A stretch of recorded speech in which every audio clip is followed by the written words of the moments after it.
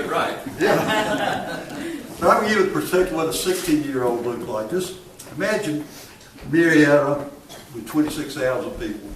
Imagine Cobb County with 150,000. That was Marietta we had at that time. Cobb County was getting ready to double from 100 to 200,000, and now we have 700,000 going on 800,000 here. But Marietta had most of the population, most of the jobs. You know, it's funny when you think of proportion. Cobb County had 150,000 people and 30,000 were working out. Relationship as my grandfather was, I don't need a microphone, unfortunately, was Mr. S.A. White. I told Thunder if I didn't go first, I couldn't do this at all. This is the first time I've ever actually just talked about it openly. Being 7 years old, it definitely changed my life forever. It changed my thoughts of Halloween. It was the only death I'd ever experienced in my life. And, the profound effect it had. And Charles, I think you and I both. Uniquely enough, we all went to what was the predecessor of Walker. We went to St. James. So we're the first Walker kids. So Bucky, Charles's older brother, and I were in the same class. So it was kind of odd that in a class of about 15 people, 2 of us lost our grandparents that night. But we had been to the square with my cousins. I had 3 cousins, and we had the same ritual, for the White's house when we finally gave the church to Russell Street, the house to Russell Street Baptist Church. But this was about what, guys, that were there earlier. The parade had been about 5:30 or 6. Yeah, we had a parade. And we had gone there, and then we always went to my big mama's house, my Mrs. S.A. White's, because she gave away apples and nickels for Halloween. But my grandfather, Mr. S.A. White, had a tradition, and this goes back to what you're saying, Thunder. He did the same thing every day. Any of y'all that know where S.A. White Oil Company is, we're at the corner of Atlanta and South Cobb Drive, and have been there since 1926. And my grandparents lived on Atlanta Street, right in what's called the Clay Home, even though my all sitting there looks just like his daddy to me, Ralph. And at the time, my youngest child, Alicia, was at home with my mother, while John, who was my husband then, worked at the Marietta Daily Journal with Bob Allen. And we had walked across the square. We had parked on Cherokee Street, walked through the square, and we were getting ready to cross the street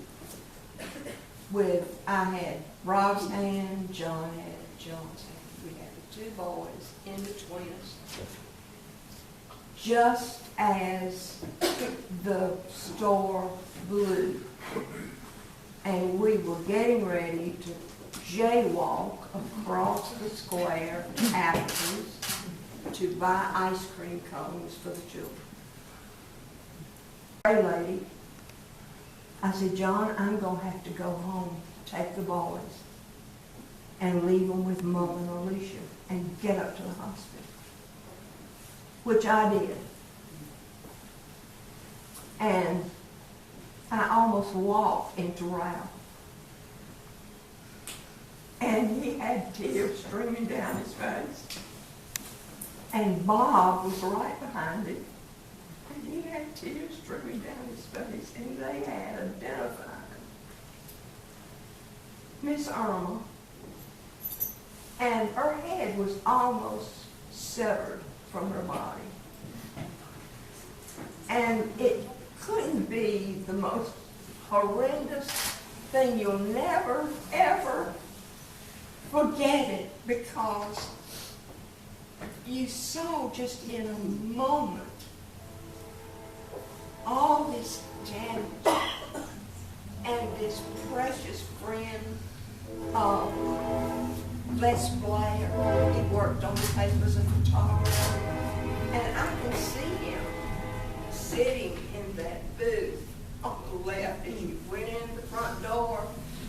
sat back near the back door. And he was there when this blew up. Yeah. But he said, I can't walk. And I said, well, I'll take your place. And Wendell Black, who was another police officer, and George Kelly, who was also a police officer, we went to the square to work the parade. They have a parade. They have a parade every year, from 12 years and younger. And it started at 5 o'clock. And the parade had just gotten over with about 6, lasted for about an hour. And the mayor always judged the contest. And so after they got through, the three of us went into Atherton's drugstore to get back to eat before all of you hoodlums filled their pockets with eggs down in the square. And so that's why we had to beat it. So, but anyway, it was a lull 20 minutes before this happened. The explosion happened, according to my watch that I had on 6:22. That's when it stopped. Then the rest of the crowd came to the square and painted the windows and threw water balloons and threw eggs. And of course, us being police officers and me being kind of young myself, I was knew what they was up to because I used to do the same thing. And so, and a lot of times we'd go up to them and we would ask them, do you have any eggs in your pocket? And they would say, well, no. And we would take our flashlights and go, just check. There was a carload of young people come by and hollered at me. And I threw my hand up at them. And then the next thing that I remember, I knew that I was upside down in the air, but I didn't know why. So that's all I got. No. But I could, talking about the force of it, I had on a gun belt that had a set of key ring. I had a key ring hanging on for my handcuffs and the tail and this kind of stuff. And something passed between my arm and my hip. And the key ring that I had hanging on my gun belt was slashed in two. And it cut my arm a little bit right there, and that was about it. You're gonna tell us, right? Yeah. Okay. No hurt, honey. It didn't hurt my pretty face. At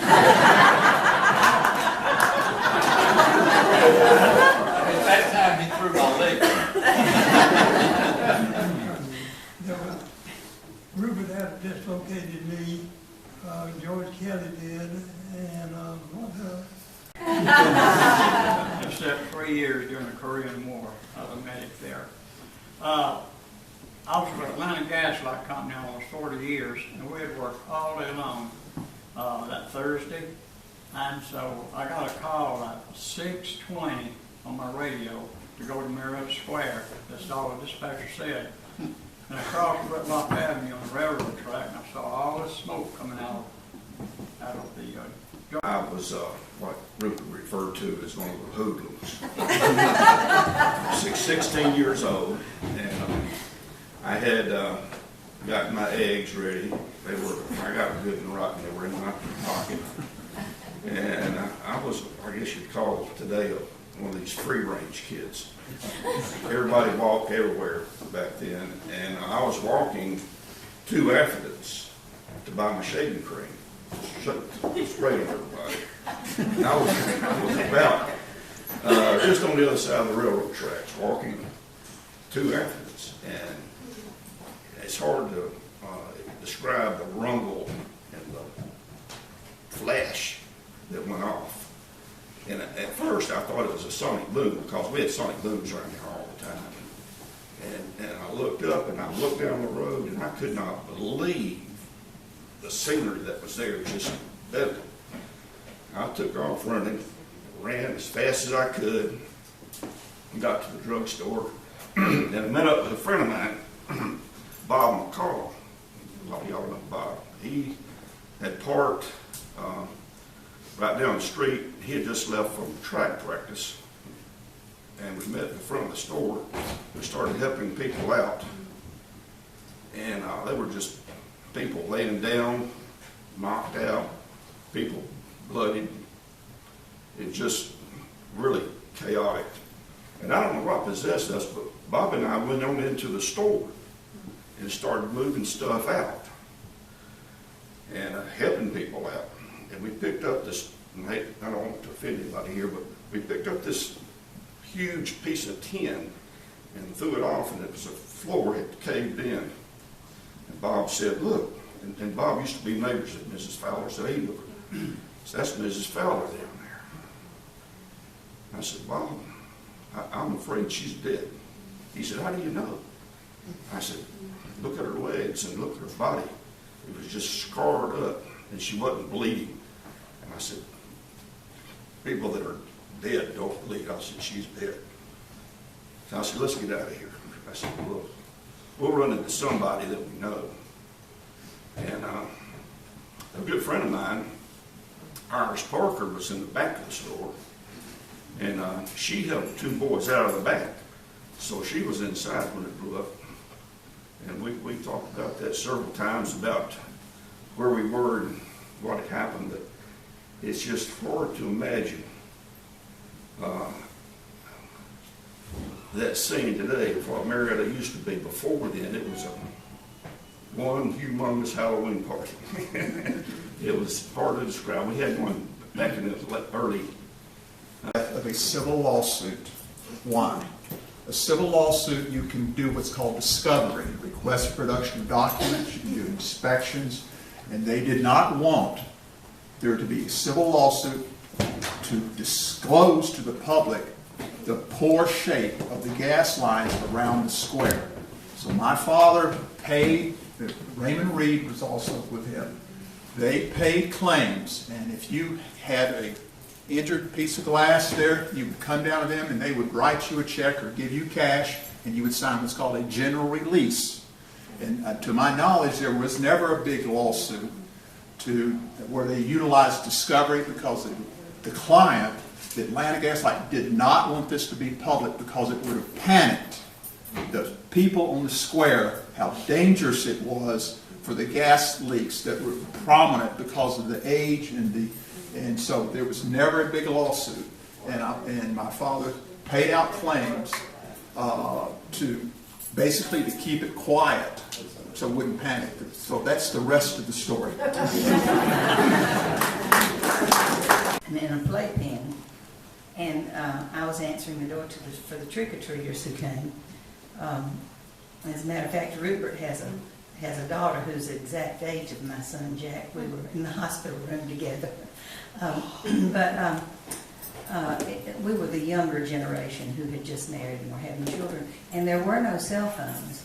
And my husband was in Memphis in school, and the biggest thing about that was, we really didn't call back and forth much except on Sunday night when it was cheap. So that, for him to call was an unusual thing, but he had heard it on the radio and was really concerned that I had taken the children to the square. That was one of the big things. But Irma Fallon, my mother and dad were good friends, and she and I shared the same birthday. And every year she remembered my birthday as long as she lived. And since I was little, that's how we do. We start with the young ones and we go along with them. But I think about her every year on the 21st of August. But, and we missed so many of the people. We were so concerned. Rupert and I went to high school together. And his family, my dad was with the sheriff's department at that time. And so I'm sure he was involved in